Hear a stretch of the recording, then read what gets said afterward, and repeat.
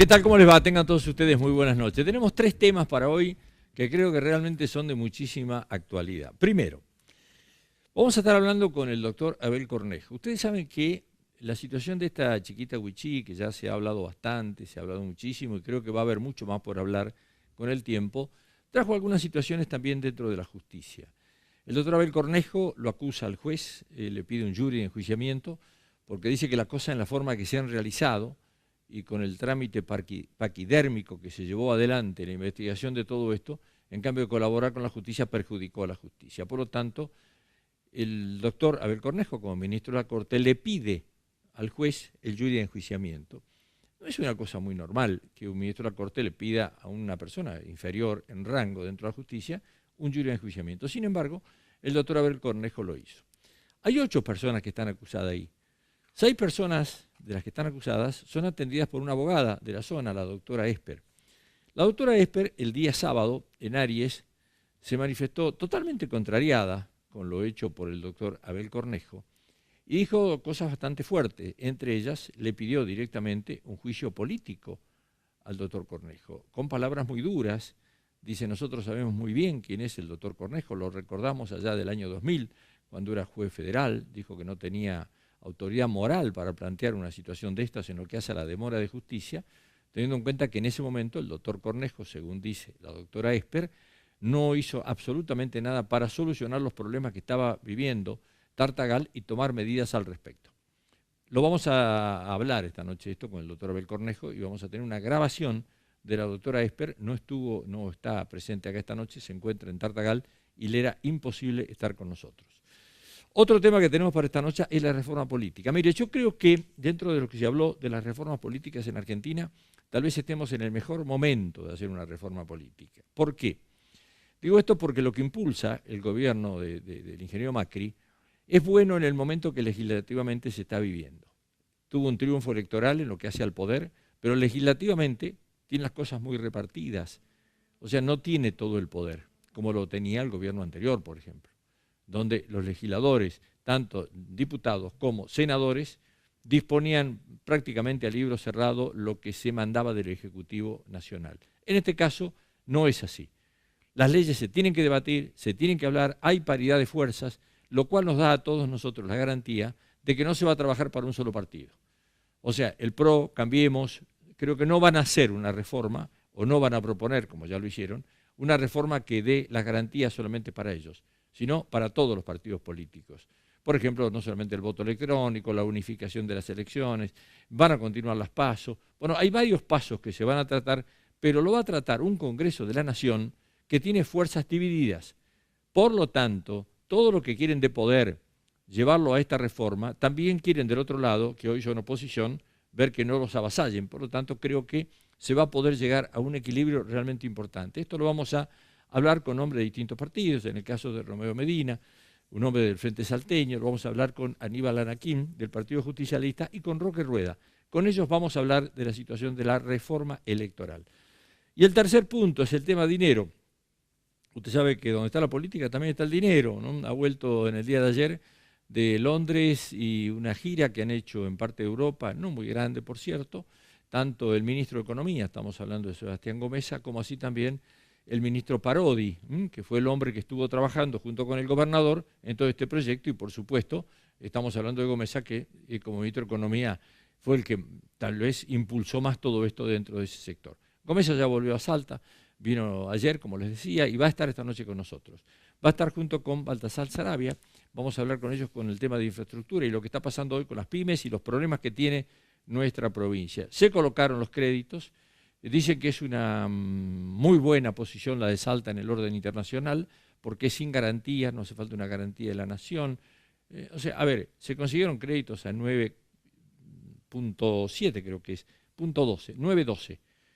Algunos, gente de la oposición, dice que esto es muy alto. La Nación lo había conseguido en su momento en la Ciudad de Buenos Aires en 7 puntos y pico. Por lo tanto, la diferencia en dólares es mucha. Pero bueno, seguramente esta noche Gomesa nos va a poder explicar de qué se trata y por qué se llegó a esta negociación que el gobierno provincial lo considera importante. Pero además, vamos a hablar sobre las paritarias. Ustedes saben que ya estamos a punto de que se empiece nuevamente a hablar con los gremios para ver cuánto va a ser el aumento. El anterior fue el 25%. La inflación nacional se prevé que va a andar en un 42 o un 45%. ¿Qué tiene para ofrecerle a los gremios el gobierno provincial? Seguramente esto se va a saber en la moratoria, en la mesa de diálogo con los gremios, cuando tengan que decir, bueno, a ver, ¿cuánto nos van a aumentar el sueldo? A lo mejor podamos avanzar algo en la noche de hoy a través de la figura del ministro. Les propongo una pequeña pausa y ya estamos con ustedes. Auspician este programa las siguientes empresas: Frigorífico Bermejo, Banco Macro, Luzal, La Casa de la Bodega, Edesa, Hotel del Dique, Tienda San Juan y Transporte Marcilese.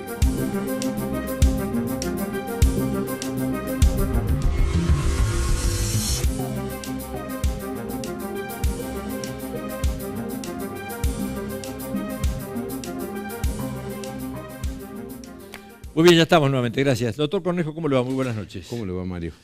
Bueno, situación extraña la que se está viviendo hoy, ¿no? Por parte suya, me imagino. Primero, que no estamos acostumbrados que un ministro de la Corte diga, en ese juzgado las cosas se hicieron mal y le voy a pedir un jury de enjuiciamiento a un juez. No es normal, o sea, no hemos mucho. Totalmente inédito. Inédito, muy bien. Usted se caracteriza por esas cosas, ¿no? Y después de seguirla adelante y de pelearlas. Así es. ¿Sí? Así ¿Y qué es. lo llevó a esto? A pedirle a un juez un jury de enjuiciamiento. Primero que hay un eje del cual yo creo que no debemos perder de vista ni movernos, que es que a fin de noviembre del año pasado, 3 niñitas fueron a cruzar una cancha de fútbol en Alto La Sierra, donde había jugando al fútbol un grupo de personas. Las empezaron a acosar a estas niñitas, 2 pudieron escaparse y ocultarse, y a otra la secuestraron y fue abusada, se cree que por 8 o más. Estamos hablando de una niña huichí de 12 años. De una niña de la comunidad huichí de 12 años, con una capacidad diferente, con una edad madurativa aproximadamente 6. Los testimonios de las otras 2 niñitas son no solamente coincidentes, sino que en la descripción del lugar es exactamente lo que sucedió. Desde entonces hasta mayo, el expediente estuvo prácticamente parado. Y después se empezó a revictimizar a la víctima, se hizo trascender su nombre, no se tomó ninguna medida protectoria respecto de la menor. Estaba embarazada, entonces dijeron, no, que como estaba embarazada se pretendía atenuar esta violación agravada, tuvieron que someterla a una cesárea. La criatura que estaba esperando tenía una enfermedad cerebral deformante y a raíz de todas estas situaciones me llamó la atención porque fue nada más que pedir el juicio político para que se libraran esas órdenes de detención. Lo curioso, después de esto que yo le estoy relatando, es que hace poco tiempo hubo un escándalo en la ciudad de Buenos Aires porque un juez liberó a un violador serial, se le pidió inmediatamente el juicio político a ese juez. Es que acá, en vez de haber pedido que se investiguen por qué no había actuado el juez y el fiscal del caso, se denuncia a quien pide que se imparta justicia. Queda en manos de ustedes, los periodistas que saben investigar, saber qué es lo que sucede en ese sentido. Y bueno, a mí la Corte en marzo de este año me encomendó la tarea de controlar todo lo que es el trabajo de auditoría interno del Poder Judicial, no al contenido de las causas, sino a la celeridad de los juicios, principalmente los juicios penales. O sea, ¿esa es una función que hacía la superintendencia de la Corte? La hace a la sindicatura interna de la Corte, y la Corte decidió que además haya un juez de Corte que mire estas situaciones porque hubieron múltiples problemas. Fíjese, sin ir más lejos, el caso de Sabrina Bertón también, que felizmente se pudo arribar a un fallo. En este caso, yo juzgué que era lo mismo, pero creo que además hay serias anomalías que tendrá que determinar el jurado si hay responsabilidad o no hay responsabilidad. Por lo pronto ya el jurado corrió traslado de este tema, pero yo quiero que la justicia no sea declamativa, yo quiero que haya justicia y que nosotros tengamos autocrítica interna de lo que es la función judicial y la responsabilidad que debe tener un juez, y el Ministerio Público debe evaluar. Tanto es así que el Procurador General de la provincia lo separó al fiscal de la causa. Ahora, en esta causa... Y discúlpeme, y los dos fiscales designados en una semana pidieron 14 diligencias. Fíjese cuando los fiscales son diligentes, cómo cambia la situación. 14 diligencias en una semana. Yo no sé si usted seguramente lo tiene, ¿no? La cronología de los hechos, cómo esto se presenta y cómo nos enteramos todos, ¿no? Porque esto era una cosa que había quedado así es. En el lugar totalmente oculto o guardado. Así es. Una denuncia un día martes a la noche en la Cámara de Diputados por parte de un legislador. Ahí empieza a tomar cuerpo una denuncia de esta chiquita de 12 años, en principio abusada, no sabía cuántos eran, bueno, pero en definitiva la denuncia sale de ahí, de la legislatura a través de un legislador. Muy bien. De allí en adelante cuesta muchísimo poder conseguir no solamente información, sino de poder detectar las irregularidades que había en el medio. Por ejemplo, que el médico que había atendido a la chiquita era un médico boliviano, que ese médico boliviano no tenía posibilidades de ejercer en la Argentina porque no estaba homologado su título en la Argentina, que el que firma es un bioquímico, que es el director del hospital, y firma en base a lo que le dice el médico boliviano, y de ahí en adelante, bueno, todas las consecuencias que puede haber una responsabilidad directa por parte del gobierno provincial. Y estoy hablando de derechos humanos y estoy hablando de distintos estamentos del Estado provincial. Entonces lo que por ahí llama la atención es que usted, como hombre de la justicia, actúe sobre este caso con el jury y no haya ninguna actuación sobre el gobierno provincial. Para eso existe la división de poderes. Ahora, yo le voy a decir, de acuerdo que es exacta la reseña que usted está haciendo, en Alto la Sierra hubo una gran protesta cuando sucedió esto, ¿no? Y todas las pruebas que no se colectan inmediatamente de sucedido un hecho, mucho más un hecho espeluznante de esta característica, como fue un hecho aberrante, debió haber significado que el juez y el fiscal se constituyan inmediatamente en el lugar, porque toda la prueba esa que no se colecta es prueba que se pierde. De manera que eso lo que único que hace es facilitar la impunidad. Entonces, de golpe uno escucha en una radio como la suya, cuando estaban haciendo el reportaje, esta abogada, el tenor del mensaje que manda es claramente un mensaje mafioso, porque quiere decir que si yo no denunciaba esto, no pasaba nada. Esa es la lectura. Y además una advertencia que no vaya a volver a querer abrir la boca ni decir nada, porque ahí está la consecuencia de lo que pasa. Es una tarea claramente intimidatoria propia de la mafia, eso. Ningún abogado que litiga cabalmente se le ocurre hacer una cosa semejante, mucho más que en todo caso debería haber adherido al pedido que yo hice, no venirme a enjuiciar a mí, porque es muy sugestivo el tema, ¿no? Claro, estamos hablando de la abogada defensora de 6. De 6 de los 8. De los 8 que son los posibles delincuentes. Los posibles delincuentes. Sin embargo, la tarea que le adjudican a usted, o lo que a usted le adjudican con el pedido de juicio político, no está referido a ellos, sino está referido a su actuación cuando era juez federal hace 8 años. Cuando era juez federal. Hasta hace 8 años. Hasta hace 8 años. Como habrá mucha gente que no lo ha escuchado y no sabe de qué estamos hablando, me gustaría que escuchemos un minuto de esto. Con todo gusto. Por favor. ¿Cómo puede ser que un magistrado de la Corte de Justicia de Salta, diciendo que desconoce los pormenores del expediente y sin embargo inicie juicio de enjuiciamiento contra 2 magistrados que ejercen en Tartagal, él justamente que dejó que saquen y quemen Tartagal durante 7 horas, escondiendo gendarmería dentro del ejército, no tiene escrúpulo, no tiene moral, no tiene cara para hacer lo que está haciendo? Y no estoy viendo ni que el jurado de enjuiciamiento, ni que de la Corte Suprema, ni de la Corte de Justicia, ni que tampoco desde el Ministerio Público se estén iniciando las acciones pertinentes contra el propio doctor Abel Cornejo. Lo voy a formalizar yo, a mí no se me cae nada. Yo creo que el doctor Abel Cornejo actuó fuera de toda racionalidad.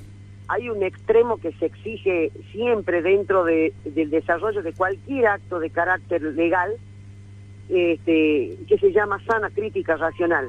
Creo que estuvo absolutamente ausente en el doctor Abel Cornejo. Creo que el doctor Abel Cornejo tendría que haberse informado bien primero El doctor Abel Cornejo está arremetiendo contra el doctor Mariscal y contra el doctor Cazón. Sin embargo, no lo está haciendo contra la asesora de menores ni contra la defensora de violencia. La pareja no es rigurosa, ese hombre está desinformado de pie a cabeza.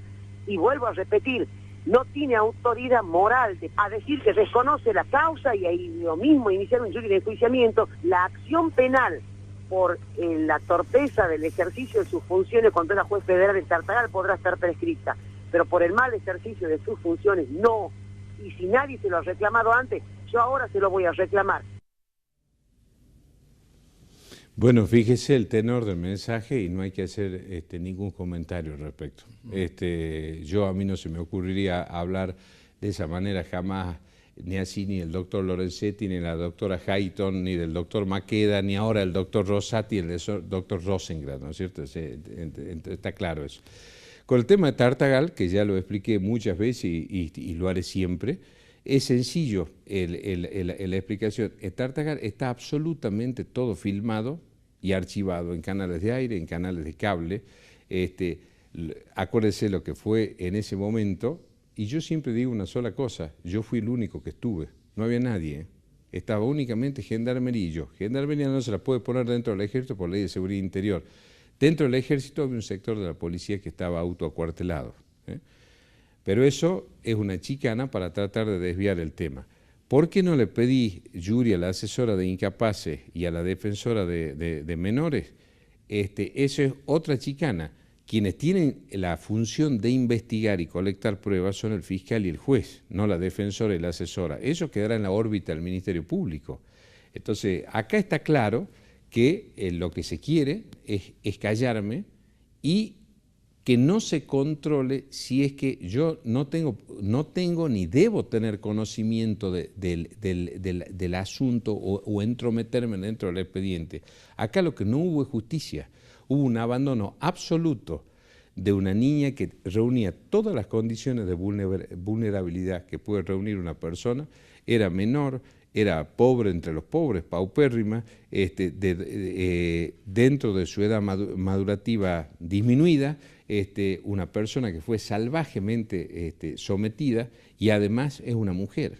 Es decir, que hasta por una cuestión de género ella debería preocuparse de otra manera. Entonces, usted lo que tiene como conclusión de esto es que habría un tipo de extorsión por parte de la doctora Esper. O por lo menos de coacción, absolutamente, absolutamente. ¿Y qué la llevaría a ello, a esa situación? Y ya desconozco y tendrá que investigarse, pero fíjese que antes que suceda esto, Mario, yo hago la presentación del pedido de Yuri el 9 de junio.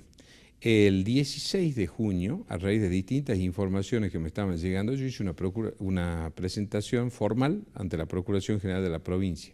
Ella me pide el 23 de junio el juicio político. Es decir, que yo ya antes pedí que se investigara porque en Tartagal esta doctora tiene una forma muy particular de litigar que es precisamente el amedrentamiento. Seguramente habrá gente que le infundirá este temor, da de gritos. Dijo oprobios en contra de la víctima de esta causa, eso hay miles de personas que la han escuchado por los tribunales de Tartagal. Entonces me llama la atención que precisamente en vista, en vez de buscar que haya justicia, tanto para la víctima como para sus defendidos. Yo el derecho de defensa no se lo niego a nadie, al contrario. Voy a publicar ahora un libro sobre el derecho de defensa en juicio. O sea que eso nunca jamás lo he negado a nadie. Lo que sí yo quiero, y voy a luchar hasta el último momento en que ejerza la función, es porque se imparta justicia conforme lo dicta la Constitución y las leyes, ¿no? Doctor, agradeciéndole su presencia esta noche, ¿cómo sigue la cosa? O sea, el jury cómo sigue y el juicio político cómo sigue. Y bueno, el juicio político tendrá que reunirse la Comisión de Juicio Político de la Cámara de Diputados y evaluar de acuerdo a la presentación que ha hecho, si es que hay mérito, si no hay mérito, eso corre es por algo cuenta que legislativa. Me excede. Y el jurado de enjuiciamiento ya hoy decidió correrle traslado y también el resorte de ellos. Yo creo que habré cumplido con mi deber y ya es algo que me excede institucional y funcionalmente, ¿no? Gracias por su atención, doctor. Muchas gracias a usted. Volvemos en un minuto con el tema de la reforma política. Gracias.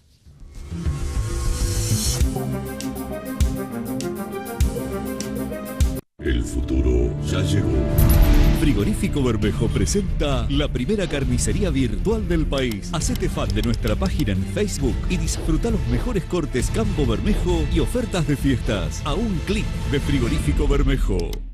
La sensación de sentirnos seguros es única. Nuestros seguros lo acompañan toda la vida y eso significa tranquilidad. Instituto de Salta. Seguros para toda la vida con el respaldo de Swiss Medical. Tu derecho, tu defensa.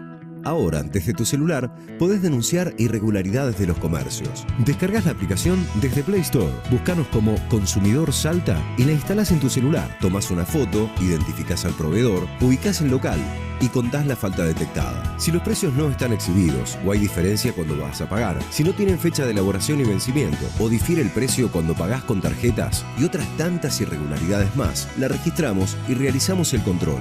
La misma te servirá de prueba al momento que formalices tu denuncia con nosotros. Trabajamos por tus derechos. Informate en el 0800-555-3332 o en España 1350. Defensa del consumidor. Gobierno de la provincia de Salta. Para crecer en los negocios hay que estar en el lugar indicado y en el momento justo.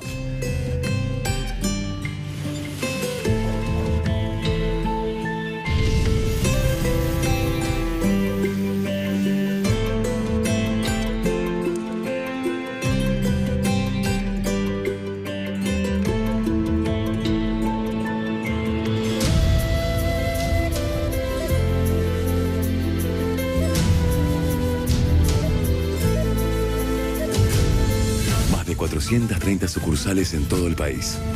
Herramientas financieras, herramientas transaccionales, porque nunca es lo mismo crecer solo que crecer acompañado. Te acompañamos a crecer. Macro, tu banco cerca, siempre.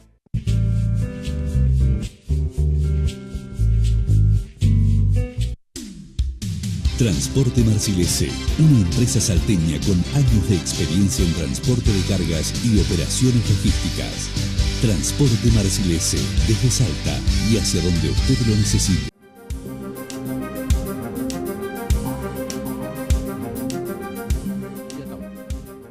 Bueno, estamos nuevamente, vamos a hablar un poquito de la reforma política. Nos encontramos. Anaquín, ¿qué tal? Muy buenas noches. ¿Todo bien? Bueno, Roque Rueda, ¿cómo te va? Muy buenas noches. Muchas gracias por invitarme. Señor doctor Raúl Medina, ¿cómo le va? Buenas noches, Mario. Señores, a ver, yo decía en la apertura del programa que me parece que el momento está dado como para una reforma política, teniendo en cuenta hoy qué es el Poder Ejecutivo y cómo trabaja el Poder Legislativo. Tanto diputados como senadores, hoy si no hay consenso, es imposible sacar una ley. Por lo tanto, la hace mucho más creíble para todos que lo que podía haber sido a lo mejor en el gobierno anterior por las mayorías que tenía. Es lo mismo que si quisiéramos hacer una reforma de la ley en Salta, ¿no? O sea, con el poder que tiene el propio gobernador. Uno dice, bueno, va a ser una ley para él o como a él le guste. Podría haber hecho varias leyes para mejorar con ese poder.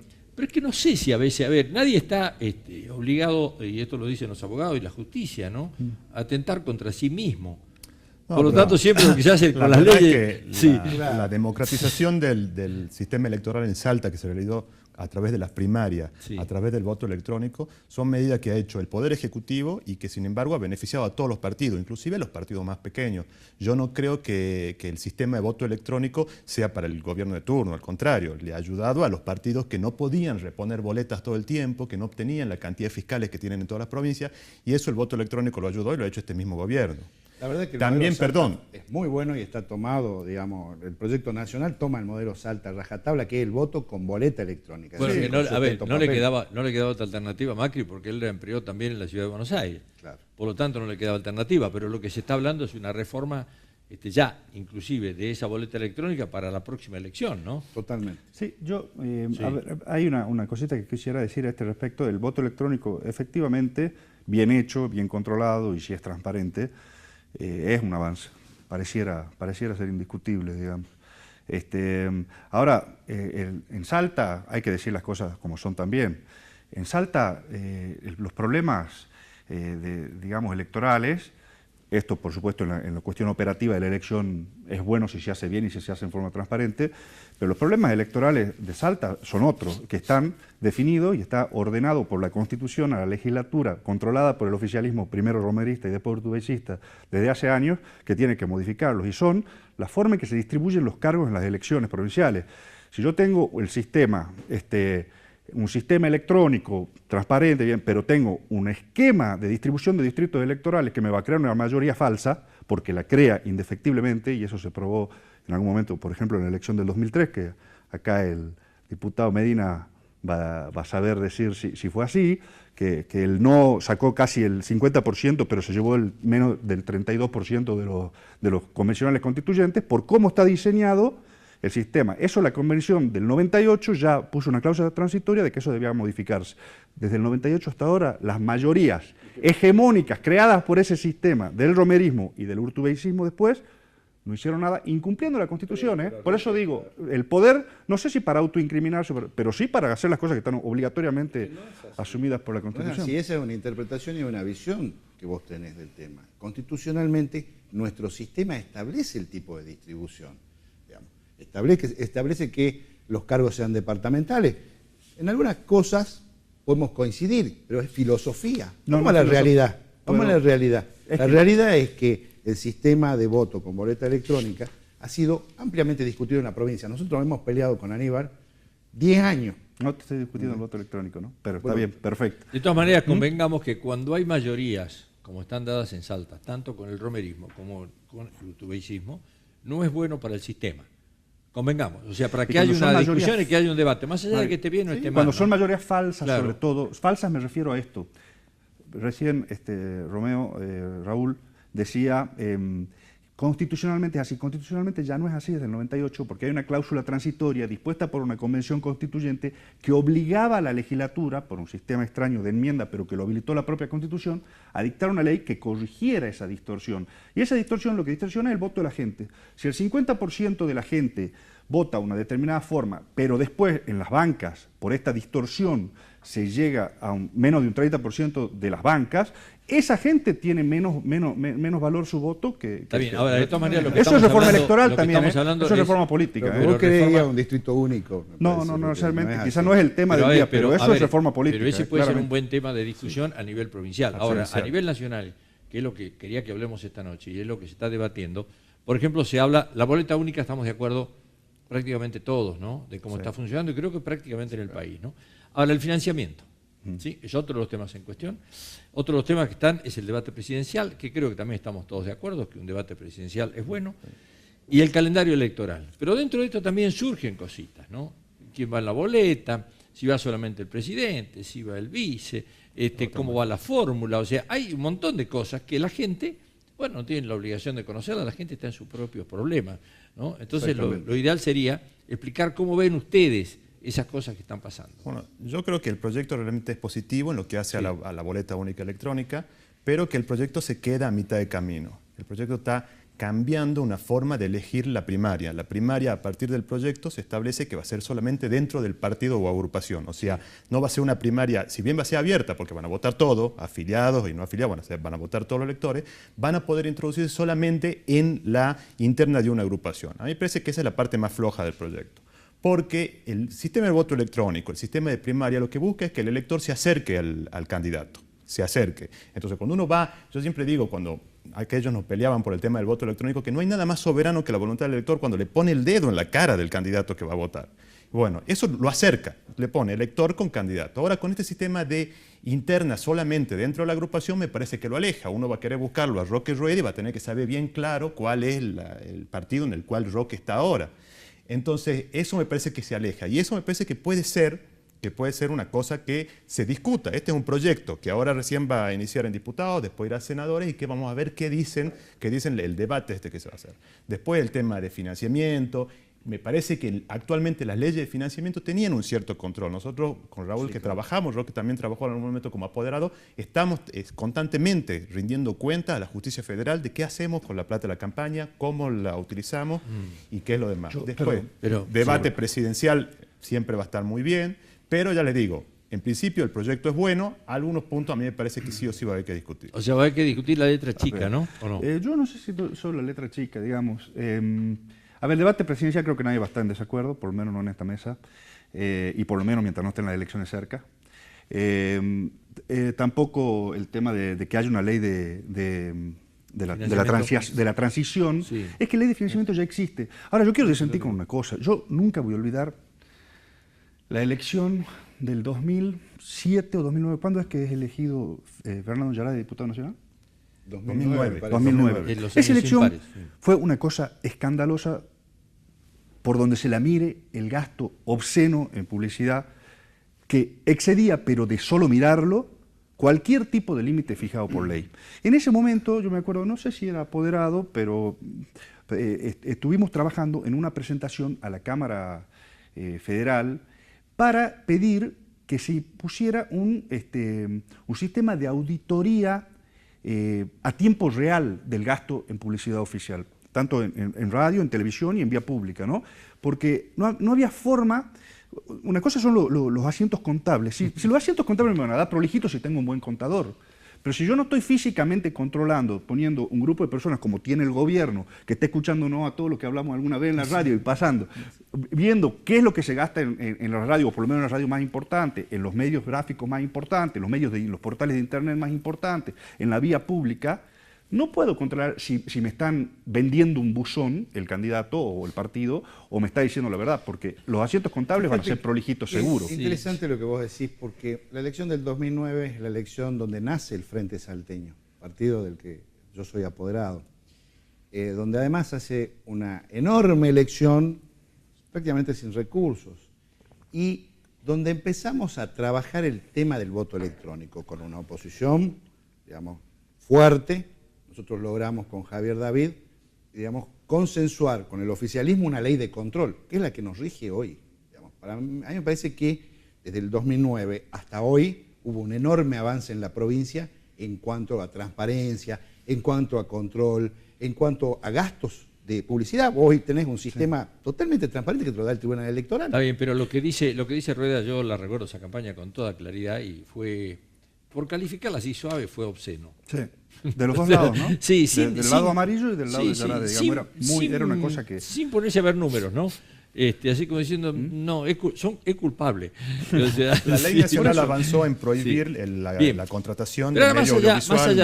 Más allá de esto, a ver, el tema de las colectoras, el tema de que la gente realmente hoy no sabe, se perdieron los partidos políticos, o sea, hacer una reforma política hoy, sin buscar la identidad de los partidos, yo la verdad que no sé a qué puede llegar a conducir, ¿no? Yo el otro día hablando con el presidente de la Cámara de Diputados, le decía, doctor, ¿por qué no se usa uniforme, por ejemplo, en la Cámara? ¿No es cierto? Cuestión de que se pongan un tipo de delantal, algo, los diputados, para saber de qué partidos son, claro. ¿No es cierto? Porque son tantos los cambios y tan permanentes, y después de tan distintos, porque claro, hay conductores que desaparecen como conductores. Por ejemplo, en el frente que están trabajando ustedes, ¿sí? Desaparecieron las conducciones, no hay conducción. Más o menos. A ver, por ejemplo, Javier David, por ejemplo. Javier David, sí. Muy bien. El partido de Olmedo, ¿sí? No tiene conducción. El partido que trabajaba Romero, o sea, Salta los une, no hay conducción. Lo que pasa es que eso no era un partido, era un frente. Está bien, pero para la gente votó a alguien, y esa gente después queda desperdigada en el Consejo Deliberante, queda desperdigada en la legislatura, uno no sabe a quién representa. Por ejemplo, si el Partido Justicialista hoy sería un partido ordenado y organizado, la Unión Cívica Radical, lo que tendría que estar dando respuestas, juntamente con el Partido Obrero, que yo creo que es uno de los más organizados, porque es una familia grande, claro. ¿No es cierto? Pero bueno, lo tiene organizado. Entonces decir, bueno, a ver, vamos a hacer un comunicado y vamos a decirle a los diputados que tenemos nacionales, señores, ¿ustedes qué piensan de esto? Bueno, porque nosotros el partido pensamos distinto. Pero si no son votos particulares, o sea, es lo que piensa Javier David, o lo que piensa la doctora Cristina Fiori, y así uno tras otro. Perdón, ¿no? Y lo que piensa Javier David, de acuerdo a donde diga dónde está Javier David hoy y dónde está Javier David mañana. Lo ponemos como referencia. Hemos puesto el ejemplo de Javier David, no es que quiera particularizar en él, digamos, es el nombre que se está tirando. Pero, por ejemplo, Raúl, Te acabo de escuchar que desde el 2009 hasta parte se avanzó muchísimo en transparencia. Claro. En el 2010 y 2011 vos eras compañero mío del Consejo y no decías lo mismo del gobierno de Urtubey. Pero por supuesto, entonces, porque yo peleaba... Lo que quiero decir es, ha habido tal... Este sistema, digamos, peleaba la transparencia en el sistema, Roque. Claro. Bueno, ¿hay transparencia hoy en el sistema? Hoy sí, yo creo que hemos recorrido un camino en el sistema electoral. Estamos hablando del sistema electoral, creo. Digamos. Hemos recorrido un camino enorme desde el 2009 hasta acá. Nosotros hicimos presentaciones en su momento, digamos, a la justicia electoral, por supuesto, para tratar de lograr este equilibrio que tenemos hoy. Digamos, no es que el voto electrónico nos vino del cielo y lo empezamos a implementar. No fue así. Mira, fue un camino que recorrimos todos los partidos políticos. A mí lo que me gustaría... Estamos hablando de reforma política, perdón, una cosita, y yo creo que no pasa solamente por la formalidad de la reforma política, porque si no ahí se va la sustancia. Las formalidades... Si están las mismas personas haciendo las mismas cosas con otras. Pero a ver, para no confundirnos el tema, porque nos queda poco tiempo, pero si nosotros nos metemos en la parte local y descuidamos lo que se está tratando en el Congreso Nacional, que es la nacional, estamos yéndonos del tema y no vamos a poder dar una visión de lo que está pasando hoy con nuestros legisladores nacionales, ¿no? Lo que quiero agregar yo es que parece que los sistemas electorales siempre, recién lo que vos decías respecto a los partidos, los sistemas electorales siempre en definitiva buscan ordenar al justicialismo o al peronismo, que es el partido, a mi entender, que el que sigue sobreviviendo y el que tiene más o menos, el que va a la cancha todas las veces. Yo no me imagino en una elección del 2017 a Macri reunido con Grindetti o con Marcos Peña decidiendo quiénes van a ser los candidatos. En cambio, en el Partido Justicialista nosotros vamos a ir a interna, sea simultánea, sea abierta, sea cerrada, sea semicerrada, como lo venimos haciendo desde que yo soy apoderado y de antes, incluso de la ley de ESMA. Cada vez que nosotros hay una elección, el Partido Justicialista va para interna hasta en el concejal del pueblo más pequeño de Salta. Bueno, porque ustedes son el partido del poder. El Partido Obrero, al estilo de Macri, decidirán entre ellos, hay en alguna asamblea, o dirán, esta vez te toca a Pero Cristina, ¿cómo se concilia esto con la existencia de la ley de lemas primero, de los sublemas después, por eso digo, de las colectoras después? ¿De qué interna hablamos? Interna colectora, no interna definidora de un candidato. Otra vez nos llevó a la reforma en Salta. No, es que no yo no puedo... reforma en Salta. No, está bien, pero cuando... A ver, hablemos de lo nacional, candidaturas testimoniales, todas esas cosas... Pero cambia esto, ¿es bueno o es malo? Es bueno. Es bueno. Es muy bueno. Hay que corregirlo y hay que trabajarlo. El tema de esa obligación de entrar por partidos a la que se refería Aníbal también me parece un tema a trabajar, porque si no nos estarían obligando a entrar por un sello. No toda la gente conoce los sellos y me parece que ahí vulnera la voluntad del ciudadano, porque vos hoy podés, en nuestro sistema, el salteño, combinar tu boleta, digamos, con el candidato a gobernador de un partido, el concejal del otro, y así... Ahora, esto lo va a obligar, si esto lo obliga a los gobiernos provinciales a seguir el mismo ritmo que el gobierno nacional, o sea, tal día hay elección al gobernador, hay tal día, el mismo día a presidente de la nación. El proyecto intenta que se adhieran y que haya menos elecciones. Parece que el año pasado hubo no sé cuántos elecciones. Más allá de que si hay más o menos elecciones, el tema es lo caprichoso de los gobernadores que tienen las facultades de poder adelantar una elección que sean separadas o no. Exactamente, que sean separadas o que sean juntas, pero que sean fijas. En eso hay que defender las autonomías de la provincia. En Salta son fijas en la nación. ¿Qué son fijas? Va a haber las elecciones. ¿Cómo van a ser fijas? Y claro, porque en Salta está determinada por ley que las elecciones son en abril y en mayo. La ley electoral lo dice. Y en la Nación, la ley electoral dice que las elecciones son en agosto y en octubre. En otras provincias no pasa lo mismo. De todos modos, es voluntad del gobernador el día de la convocatoria. Entonces, habría que tratar de unificar, porque como bien decían, el año pasado, sobre 52 domingos, en 30 domingos se votó en todo el país. Claro, pero esa conveniencia del gobernador. Depende también del sistema electoral que haya en cada distrito. Y bueno, si el sistema electoral de la provincia de Salta es una paso abierta, donde uno ingresa a elegir cualquier candidato de cualquier partido y la paso nacional es cerrada, no va a poder haber.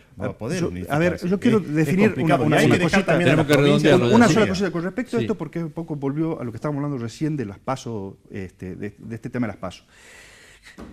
No es tan claramente así, me parece, por una cuestión. Las pasos son abiertas, pero son internas, tendrían que ser internas. Yo creo que ese es el espíritu que le quiere dar el proyecto de esta ley nacional. ¿Por qué? Porque si no, las PASO se han convertido en una especie de encuesta previa, no en una interna. Entonces, una cosa es que a vos te permitan, yo no soy afiliado a ninguno de los que integran el Frente Cambiemos, pero voy y quiero votar ahí, bueno, pero voto ahí para definir esa interna. Y después en la general elegiré lo que quiera. Ese es el sentido, me parece, de esta postulación de decir, no, en las PASO son primarias, pero son internas de cada frente que se presente. Se organiza eso y de ahí vamos a la general y votar lo que quiera. Bueno, ahora redondeemos esto porque en definitiva no está la resolución de parte nuestra, sino simplemente dar un panorama de lo que puede llegar a pasar en base a lo que piense cada una de las provincias, porque estamos hablando de diputados nacionales y senadores nacionales. Ustedes han sido apoderados, son apoderados de partidos. Es importante en este momento político, este planteo hecho por el gobierno nacional o no? Sí, por supuesto. Es importante, creo que es el momento para hacerlo. Es el momento para hacerlo. Es el momento y el tiempo. Porque no hay fuerzas y no hay elecciones mañana. No hay elecciones mañana. No hay fuerzas mayoritarias que digan, esto se tiene que hacer así porque lo queremos así. Este es el año no electoral, digamos. Claro, no electoral y donde hay una buena disposición, por lo menos de cantidad, en las cámaras. Un equilibrio de fuerzas. Un equilibrio de fuerzas. Sí, estamos bien. Totalmente. Señores, gracias por la atención. Sigan peleando acá porque vamos a seguir peleando con las internas de acá y no podemos... La verdad que el hecho de tener una elección, cuando un gobernador se postula nuevamente, 5 meses, 6 meses antes, es una práctica realmente que es muy mala. Hasta ahora nunca nos ha tocado de que un gobernador ganara la elección o la intendencia y tenga que asumir 5 meses después siendo de un partido contrario. Hasta ahora siempre ganó. Si lo hizo Romero, Romero ganaba y seguía. Lo hizo Urtubey, ganó Urtubey y siguió. Ahora, ¿qué pasaría? ¿O qué hubiese pasado en algún momento? Lo que pasó con Sáenz. Lo que pasó con Sáenz, ¿no es cierto? Entonces, entretenido siendo candidato a claro, bueno, pero un entretenimiento caro, ¿no? Sí, claro, por supuesto. Bueno, gracias. Pero por eso no se produce el problema. Gracias. Volvemos en un minuto nada más.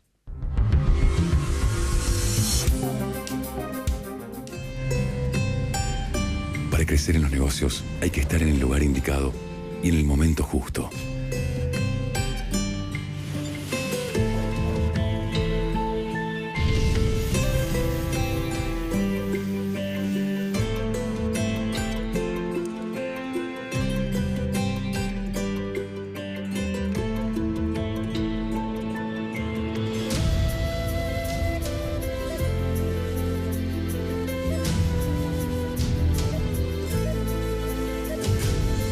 Más de 430 sucursales en todo el país.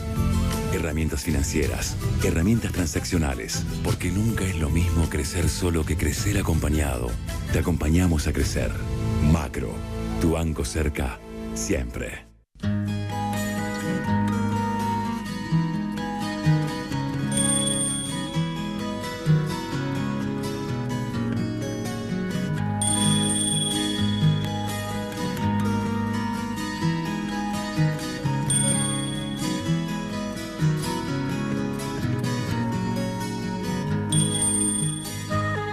El futuro ya llegó. Frigorífico Bermejo presenta la primera carnicería virtual del país. Hacete fan de nuestra página en Facebook y disfruta los mejores cortes Campo Bermejo y ofertas de fiestas. A un clic de Frigorífico Bermejo. La sensación de sentirnos seguros es única. Nuestros seguros lo acompañan toda la vida y eso significa tranquilidad. Instituto de Salta. Seguros para toda la vida con el respaldo de Swiss Medical.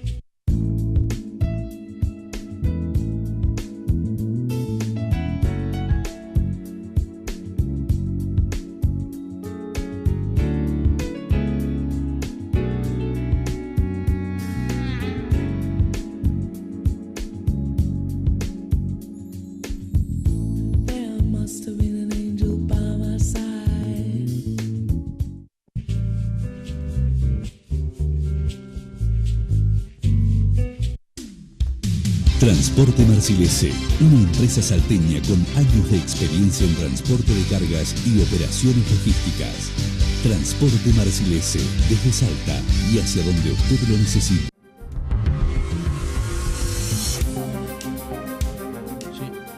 Bueno, ¿les parece que hablemos un poquito de plata? ¿A quién no le interesa hablar de plata? Mire, estamos ahora desbordados de dinero.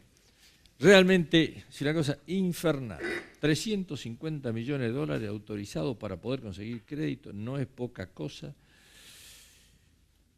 Gomesa, ¿cómo lo va? ¿Los trajo o no? ¿Los podremos ver algún día así, toda esa plata junta o no? En los próximos días, sí. Sí, pero que ustedes van a hacer una conferencia de prensa en el macro, por ejemplo, ¿lo van a mostrar antes de poner en la caja o no? No, va a ser un depósito ¿Son bancario. papeles, ¿verdad? Son papeles, nada más. Bueno, Sarabia, ¿qué tal? Bueno, a ver, ¿cómo se hace para conseguir esa plata en el exterior? Bueno, primero hay que tener la aprobación de la Cámara Legislativa, que la tuvimos nosotros, después pedir autorización al Ministerio de Economía de la Nación y después salir a presentar lo que era Salta y la emisión de estos bonos a los bonistas internacionales para tener ofertas en el día del lanzamiento del bono. Ya había habido reuniones antes, ¿no? Tuvimos reuniones antes, tuvo el gobernador con el jefe de gabinete en su momento y después se hicieron 3 equipos de trabajo, donde se hizo en Londres, particularmente que fue el jefe de gabinete. A mí me tocó hacer el roadshow, como se llama, que es la presentación del bono a nivel nacional en la provincia de Buenos Aires. Había el secretario de Financiamiento estuvo en Boston y después nos encontramos los 3 equipos en Nueva York particularmente, donde bueno, se terminó de hacer las últimas presentaciones del bono, los cuales tuvieron muy buena aceptación, atento de la política fiscal que tiene la provincia y el nivel de desendeudamiento que tuvo la provincia en los últimos años. Hubo mucho interés por los bonistas. Lo único que nos condicionó la emisión en su momento de salir al mercado, no es que quisimos salir y nos volvimos para atrás, no. Nosotros terminamos el roadshow, que es la presentación del bono, y después por un momento de cautela y de cómo se estaba desenvolviendo los mercados internacionales, se ha tomado la decisión, que para mí fue muy buena, de esperar este referéndum que tuvo el Reino Unido de que si salía o no salía de la Unión Europea, y bueno, después del Brexit, que se llama, que sorprendió no tan solo a nosotros, sino a todo el mundo, la salida del Reino Unido de la Unión Europea, que se consideró el jueves negro o el viernes negro, que se lo llamó, que todas las bolsas se desplomaron a nivel mundial, que fue la semana pasada. Luego tuvo un repunte las bolsas y bueno, se tomó una decisión que para mí fue muy buena, de emitir los bonos en el día de ayer. Y hay una cosa que hay que destacar, que este bono tiene dos particularidades. ¿Esto perjudicó algo? ¿Qué, perdón? ¿La colocación de los bonos perjudicó algo? ¿En qué sentido? Y la salida, o sea, todo lo que ha pasado, un descalabro financiero prácticamente internacional. Ustedes creo que las expectativas que llevaban era de un interés de 7, 8, por ahí rondaba y terminó con un 9,12, ¿no? Hay que tomar algunas cosas para poder comparar ciertas emisiones que tuvo las diferentes provincias, como tuvo el gobierno nacional. Obviamente el gobierno nacional es toda la Argentina en su conjunto. Obviamente las provincias pagan un costo un punto y medio superior a lo que puede conseguir el gobierno nacional. No obstante ello, nosotros vemos que la ciudad de Buenos Aires se considera un bono soberano. También se lo considera como que el presidente va a ser el garante supremo con Ciudad de Buenos Aires, con la provincia de Buenos Aires. Nosotros, de ese punto de vista, lo que estamos viendo que es, para poder comparar, tenemos que ver, a ver si sale en la misma instancia que salió Mendoza o que salió Neuquén. Nosotros salimos con un bono que es sin garantía, que nos permitió salir sin garantía, atento a cómo está la provincia de Salta fiscalmente y cómo viene desarrollándose esta política de desendeudamiento en los últimos años. No obstante ello, obviamente después del Brexit hay cierto resquemor y los bonistas sienten cierta virulencia, llamarle en la parte financiera, por lo tanto eso se ve o se aprecia en las tasas un poquito superior. Nosotros buscábamos un 8%, un 8,7%, un 8,8%, pero bueno, vimos la oportunidad de un 9,12% y hemos cerrado, tuvimos una oferta muy por arriba de lo que tenían las expectativas nosotros. El libro de los bonos fue los 850 millones, alrededor de 850 millones, y hemos decidido emitirlo por 300 millones. Ministro, ¿cómo se maneja esto en lo que hace a la parte económica de la garantía? Ustedes dicen, nosotros salimos sin garantías. Sin garantía. ¿Sí? Muy bien. Si ustedes no pagan, o sea, ustedes no cumplen con los plazos establecidos, ¿qué pasa? ¿Cuál es la jurisdicción de donde tendríamos que ir a litigar o donde litigarían las personas a las cuales se le debe dinero? La jurisdicción es Nueva York. Nueva York. Nueva York. O sea, eso está centrado en Nueva York. Está centrado en Nueva York, exactamente. ¿Y cuál es el respaldo de la provincia con respecto a poder pagar esa deuda? y todas. Nosotros dimos las explicaciones, tenemos los recursos propios de la provincia, los recursos coparticipables, vemos que nosotros el interés que tenía la provincia era reactivar, es una política anticíclica que se dio, atento a lo que está sufriendo la Argentina y particularmente Salta en este año, y era una política anticíclica que de inyectar dinero a la economía, mover la economía, y nosotros entendemos que por parte de la obra pública se maneja y se reactiva la economía en un corto plazo, y generamos mano de obra genuina en la provincia, y eso vuelve, es como una inversión que está haciendo la provincia, y la ley lo dice particularmente, esta ley del endeudamiento, que no es para cubrir gastos corrientes, sino para hacer fondos de infraestructura de obra pública, la compra de bienes preexistentes, como así también la compra de maquinaria, que va a tener una mayor capital, digamos, la provincia de Salta. Y en el caso de los dólares, ministro, usted como ministro de Infraestructura, ¿usted con qué se va a juntar? ¿Con dólares? ¿Se va a encontrar con plata argentina? ¿Con qué se va a encontrar? Bueno, nosotros nos vamos a encontrar con obras, digamos, y en definitiva, después el ministro de Hacienda nos enviará los fondos pertinentes para que podamos llevar adelante las obras que vayamos a ejecutar. Es muy importante lo que mencionabas con el tema de la garantía. Para nosotros, quiero hacer un paréntesis con eso, porque realmente es un hito para la provincia de Salta que haya salido al mercado internacional por primera vez sin garantías. Digamos, eso es un reconocimiento a la provincia, y en ese sentido también nosotros estamos buscando, en el marco de lo que tiene que ver con las obras, las mejores condiciones para llevar adelante todas las obras, vinculadas no solo con nuevas obras, sino vinculadas también con todo lo que la reactivación o la generación de actividad que estamos buscando para la provincia de Salta, porque en definitiva en un año tan particular como el que estamos transitando, habiendo podido concretar la construcción de 1000 viviendas, por ejemplo, y ahora por licitar 1600 viviendas, y es realmente algo muy importante. Ahora, también... ministro, cuando a usted lo llame el ministro Gómez y le diga, bueno, ya está el dinero acá, la idea de comenzar con obras, ¿qué va a ser? ¿Con obras nuevas o con obras que ya estaban previstas con el Fondo de Reparación Histórica? Vamos a trabajar con los dos frentes. La idea es generar un nivel de actividad y de inversión pública que nos permita, justamente lo que decía el gobernador en la presentación, políticas anticíclicas, digamos, de alguna manera, para generar un año de falta de inversión privada, tener una fuerte inversión pública, tener muy fuertes, digamos, obras vinculadas particularmente no solo con la cuestión social, que tiene que ver con agua, saneamiento, con cloacas, vinculadas también con obras productivas, vinculadas particularmente con lo que tiene que ver con rutas, obras en los parques industriales.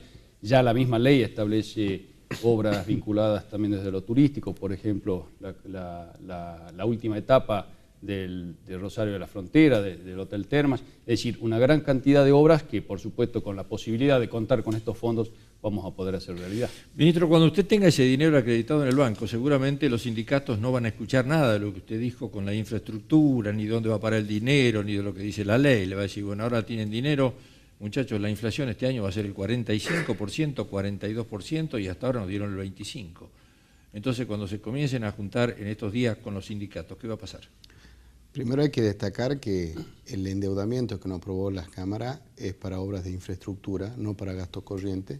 Por lo tanto, nosotros mañana empezamos con las primeras rondas de negociaciones y de escuchar y de hacer una presentación a todos los gremios de cómo está la situación de la provincia.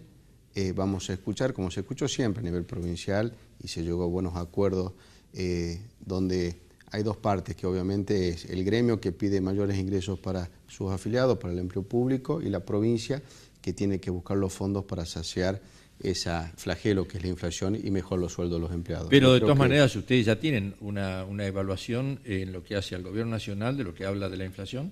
Estamos hablando de un 42% que reconocen, otros hablan del 45%.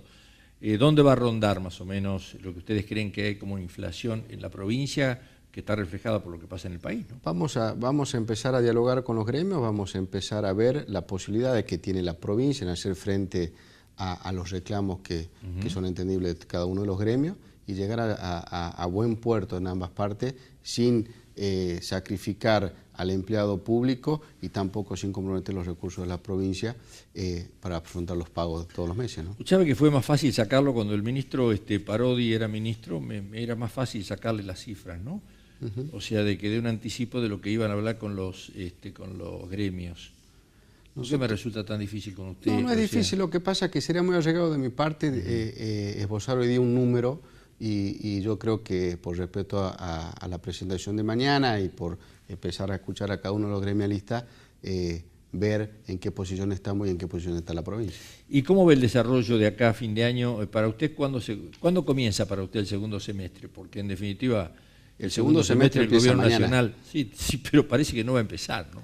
No, para nosotros yo creo que dimos un gran paso con la colocación de este bono del Bicentenario, como se denominó, y en el corto plazo empezar a inyectar dinero a la economía de la provincia de Salta, como así también a los municipios. Esto hay que destacarlo, que este financiamiento que hemos conseguido nosotros, el 80% lo vamos a ejecutar a nivel provincial y el 20% el gobernador de la provincia se lo va a destinar a cada uno de los municipios para que hagan las obras en cada uno de los departamentos, y se va a formar las comisiones departamentales para que se escuchen todas las voces, tanto de senadores, diputados, como así también de los intendentes, el destino que le van a dar cada departamento de esa obra. Entonces, por un lado, la provincia reactiva la economía y por otro lado, en parte regional, en los distintos departamentos, también se reactiva la obra pública. Muy bien, ministro, le voy a hacer una pregunta cortita, porque nos estamos yendo ya, pero con respecto al Hotel Termas, ¿no? En los años que uno lleva trabajando en esto, lo ha escuchado tantas veces al Hotel Termas, no sé, licitaciones internacionales, o sea, realmente el Hotel Termas pasó a ser el caballito de batalla como el tren a las nubes durante años, ¿no? Después llegó un momento de la realidad, o sea, el tren a las nubes nos quedamos con 20 kilómetros sobre los 200 que teníamos, y el Hotel Termas sigue allí, pobrecito parado, no se sabe cómo, para poder mantenerse. ¿Usted por qué cree que con esto que viene de inversión ustedes van a hacer la obra del Hotel Termas? No es que crea, sino por una cuestión, primero que está en la ley, en el anexo, y a la vez justamente lo que significa el financiamiento, el apalancamiento que estamos consiguiendo, es que podemos adelantar obras que en otras oportunidades hubiesen durado muchos años. Es decir, la posibilidad de hoy, tener la posibilidad de contar con fondos para llevar adelante obras, sobre todo obras que generen no solo infraestructura social, sino particularmente desarrollo, como es el caso del Hotel Termas, desde el punto de vista turístico. O sea, la van a poder trabajar. La vamos a trabajar muy fuertemente para poder... Ministro, en algún momento con el Fondo de Reparación Histórica hubo un problema. Ustedes tuvieron que nacionalizar el dinero, ni bien llegó a la provincia. O sea, ya no podían ingresar. Eso no. No ¿Cómo van a ir cambiando los dólares? Así despacito van al banco y le dicen todos los días, hoy necesitamos $50, se va a ir cambiando en la medida que se vaya, obviamente... Pero siempre van a existir los dólares. Los dólares están, claro. ¿De reserva? De reserva, obviamente. De reserva. Más allá de cuánto cuesta el dólar. Más allá de cuánto cuesta el dólar. Y lo que tienen que devolver la plata es en dólares. Exacto. Gracias, Serviá. Gracias, ministro. No le puedo sacar la cifra, en definitiva, nada, ¿no? Pero bueno, no importa, ya lo veremos a partir de mañana. Sí, cómo no. Gracias. Señora, señor, nos encontramos, Dios mediante, el jueves de la semana próxima, pero no se olvide que el martes estamos con Silvia Bereto. Gracias, buenas noches.